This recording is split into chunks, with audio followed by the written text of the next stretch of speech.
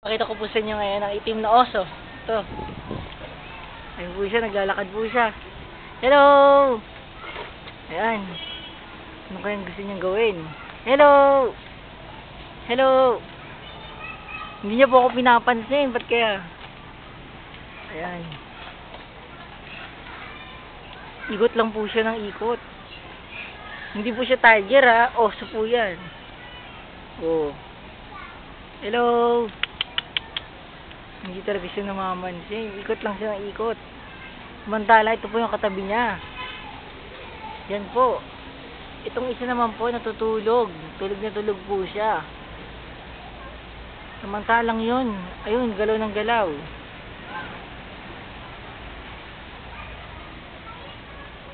Ayun siya, oh. Hello! Siguro naglalaro siya.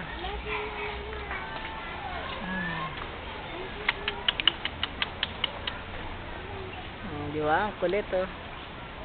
Hindi talaga siya namamansin. Meron siyang sariling pinagkakabalaan.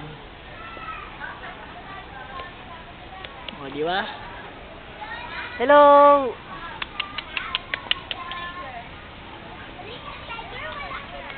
So, ayun po siya, oh. Ayun po siya, oh. Ang titingnan mo dyan. Uy. Ang titingnan mo.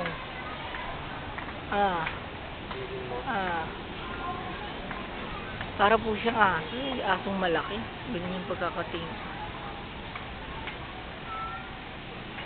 Hello! Yan, oh. O, diba? Oh.